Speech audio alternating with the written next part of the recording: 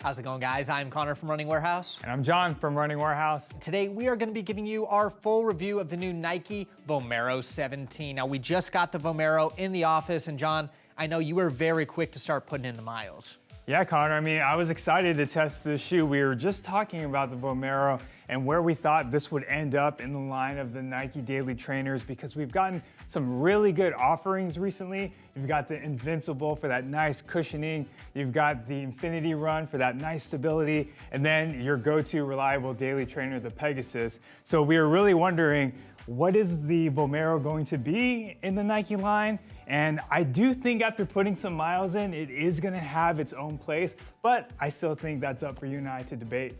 Yeah, John, I'll agree. I think the Vomero 17 definitely has its own place in the Nike line, but I think we have to go back to the start when the Vomero 1 first released. Now, the shoe was really probably the softest shoe on the market. Then over the years, the shoe continued to update. It was always that highly cushioned, premium running shoe. People really liked version 6, version 9, and then we saw a radical departure with the Vomero 14. Some people even asked, was this still a Vomero? And I'd agree, it definitely had a very different feel.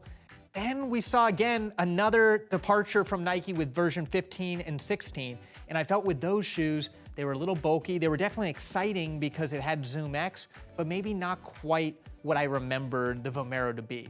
And now with version 17, you see some of the original philosophies blend together even with some newer shoes like the Pegasus Turbo, and a lot of that inspiration is actually seen in the midsole. Now, we see a similar setup to what we saw in the original Pegasus Turbo with a full top layer of Zoomx Foam and a bottom layer of Cushlon 3.0. So maybe not the same React foam we saw in the Pegasus Turbo, but a similar setup for cushioning and also an explosive ride. I wouldn't quite use the word explosive to describe the midsole setup here, but the underfoot experience was really nice. From that initial step in, you really feel the softness and bounciness of the Zoomx, and then you have this Cushlon 3.0 bottom layer that was soft, but it was firm enough to act as a stabilizer for the Zoomx. So it made the rides feel really smooth and transitions were really nice.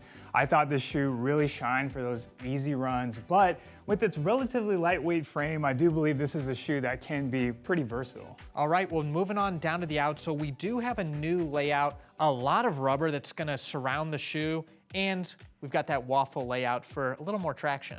Yeah, I definitely enjoyed this on my runs, and even when walking around on dirt and loose gravel, I really felt like the lugs here had some pretty good depth for a road shoe. It's a shoe that I would take on some light trails, but yeah, you just really like the depth here, and it looks like this outsole is gonna have that durability that you really want in a daily trainer. Yeah, we'll have to check back in at 100 miles, but from how it's looking so far, I have a feeling the durability is gonna last. Moving on up to the upper, I think this is actually a pretty simple design. When I think back to the Vomero of early years, some of them were pretty built up. I think this is gonna be just a little bit more structured than what you might see in a Pegasus. It'll get the job done, but maybe it's not quite as premium as what you might see in an Invincible. Yeah, this is a little bit more of a simpler design, very similar to that of a Pegasus. It does have a really nice padded tongue that I thought was premium, but yeah, we're not talking about that nice luxury that the Invincible or the Infinity Run offers.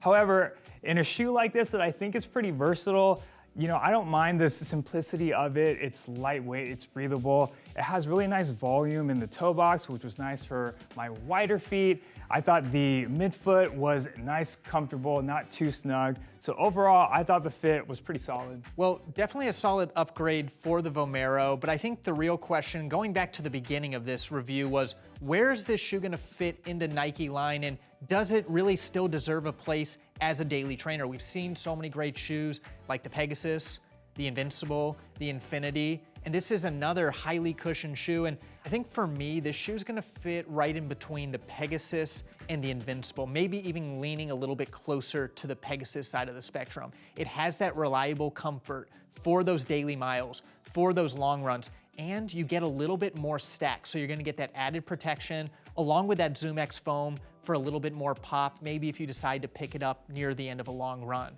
But if we go to the other end of the spectrum, you've got the Invincible. I'd say that shoe would probably be for someone who's looking for more softness underfoot, really squishy feel, and that premium upper. Yeah, it's gonna come at a little bit heavier weight, but it's gonna add all the comfort you need for those cruising efforts. So I think for me, the Vomero is gonna be that perfect blend of the two and kind of fit right in the middle for someone looking for reliable comfort. Yeah, you know, Connor, coming into this review, I thought this was gonna be a true debate because I was thinking that maybe the Vomero doesn't really have a place, but after running in it, I couldn't agree more. I definitely think the Vomero has its own place in the Nike lineup. Like you said, right in between a Pegasus and an Invincible. And I just really enjoyed putting in miles in this shoe. I felt like it's a shoe that I would gravitate towards more than an Invincible because it's got this nice Zoomx bounciness, well cushioned. I really like the Cushion 3.0 and how it works with that Zoomx, and it just made my runs feel a little more lively, a little more peppy, whereas the Invincible, I really just want for those recovery days. So surprisingly, the Vomero really does have its own spot, and it's a shoe that I'm really looking forward to putting more miles in. So there you have it. That was our full review of the new Nike Zoom Vomero 17. It's all new, it's upgraded, it's got the new look, the new feel, and if you're looking to get a pair for yourself, you can find it here at Running Warehouse.